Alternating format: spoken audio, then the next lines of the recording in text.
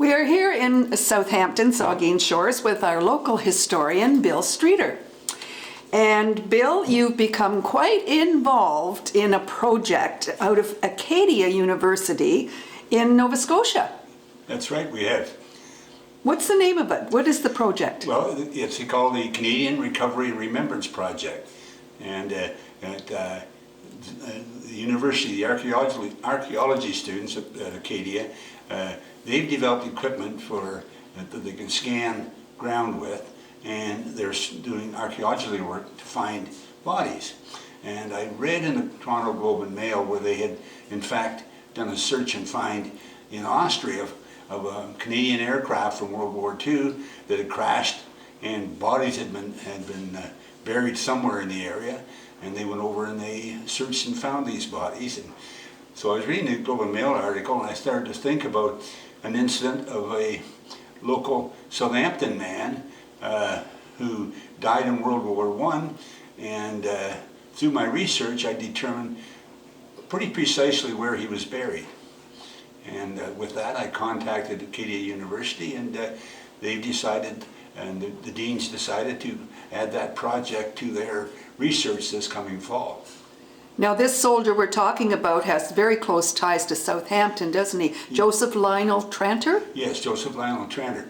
The Tranter family came to our community in the early 1860s, and they always were deeply involved in anything militarily. Initially, Tranter family members were part of a group that went to Goderich during the time of the Fenian raids in 1866, and when Goderich was under threat of an invasion by the Fenians following the U.S. Civil War. And there were 101 men from Bruce County that went, and there were a group of about 20 from the Southampton area, including 2 members of the Tranter family. Following that, a Tranter family member went to the Boer War in South Africa, and then along came World War I, and there were 2 members of the Tranter family that went overseas. Captain Joseph Lionel Tranter was a captain of the 32nd Bruce Militia, and he headed the platoon here in Southampton of the 32nd, and every year from all over Bruce County, the 32nd platoon would gather in one spot, and they do war games practicing military for 2 weeks during the year. And Lionel was very active in that organization.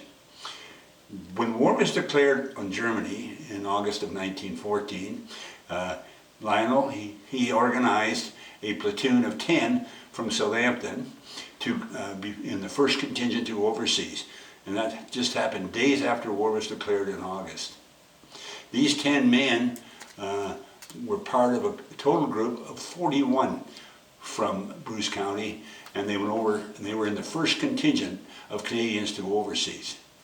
And from there, they ended up in England, in the Salisbury Plain, and they did their training before going over into Belgium in the following spring of 1915. Now, Mr. Tranter, sadly, at only 28 years of age, died in 1915, didn't he? And his name, as I understand it, is on the Vimy Memorial. Yeah, for sure it is. When they shipped out of England in late February, early March into Belgium, they first fought near Ypres, and then from there they crossed into the border into France. And following the major battle at Festubert, the Canadian group went on to a small village of Givenchy. And the Battle of Givenchy lasted 2 days, June 15th and June 16th of 1915. And during that battle, we had about a dozen or more local Bruce County boys involved in that battle.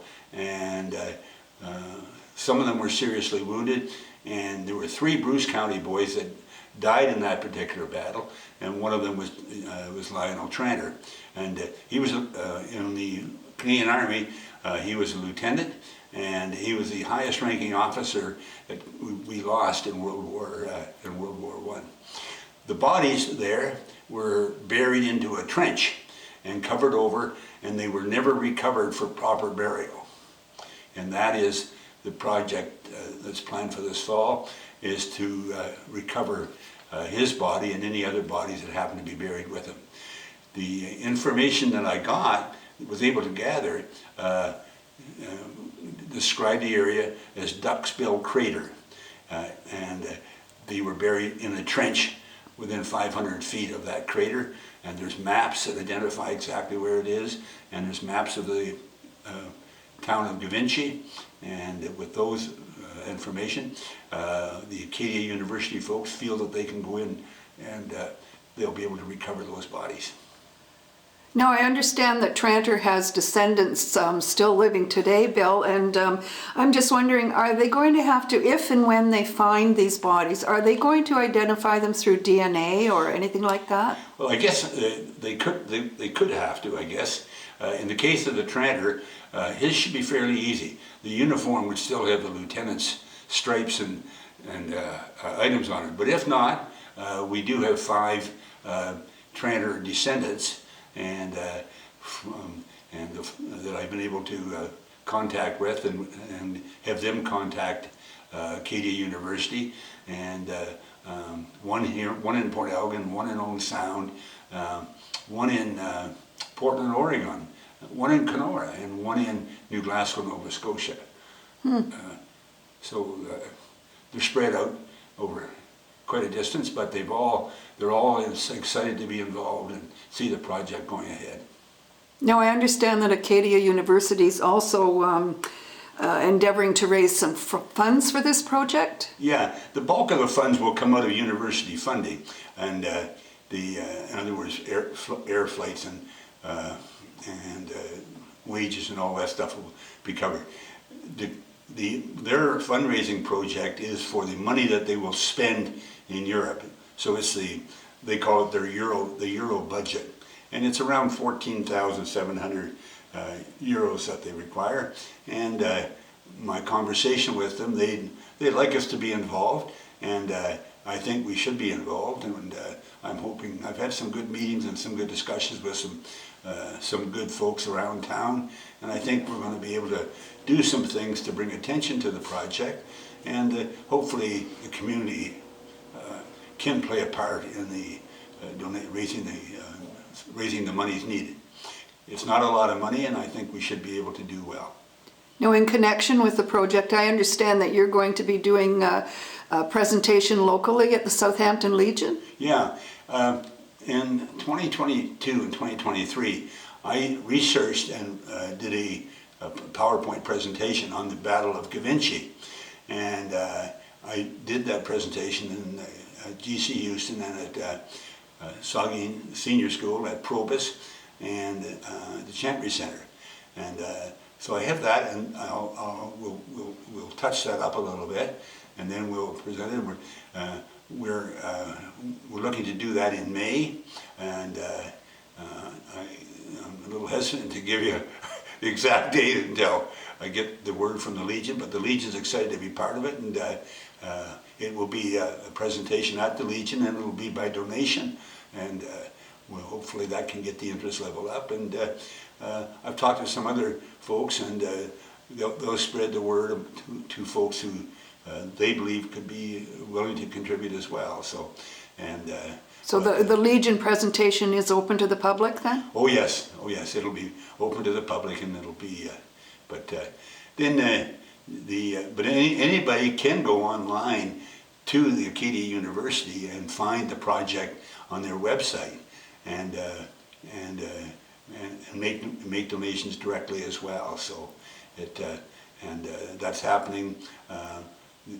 That's happening from their end. They're promoting it as well. So, and as I say, it should be a real interesting project to complete.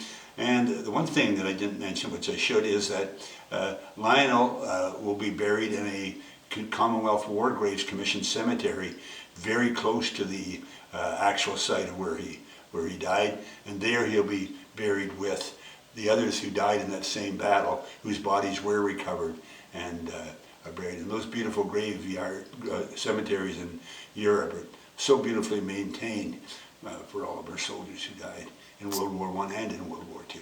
So are you confident that Mr. Tranter and his colleagues will be found? Oh, they're going to find some bodies for sure, and their goal is to find Lieutenant Tranter and whatever, because we don't know how many will be buried in that grave. It's amazing to think that over 20,000 Canadians, we had 66,000 die in World War I, and there's 20,000 of them whose bodies were never found. On the Vimy Memorial, for instance, there's over 11,000, and on the Menin Gate in Belgium, there's another 5,600 there. So in World War I was so different from World War II. There just wasn't the ability to monitor and go back and get the bodies and properly bury them. So they'd have a service over the bodies as they're covering them up with the padre in their battalion. But then they would just be forgotten, and there they lay today. Well, thanks for this, Bill. It sounds like quite the project and quite the undertaking, and we can only encourage those who are interested to go on the Acadia University site and learn more about the project and with the possibility of perhaps contributing some funds to it. I hope to personally go over for a part of the dig for sure, and looking forward to that. Thank you. Thanks, Bill.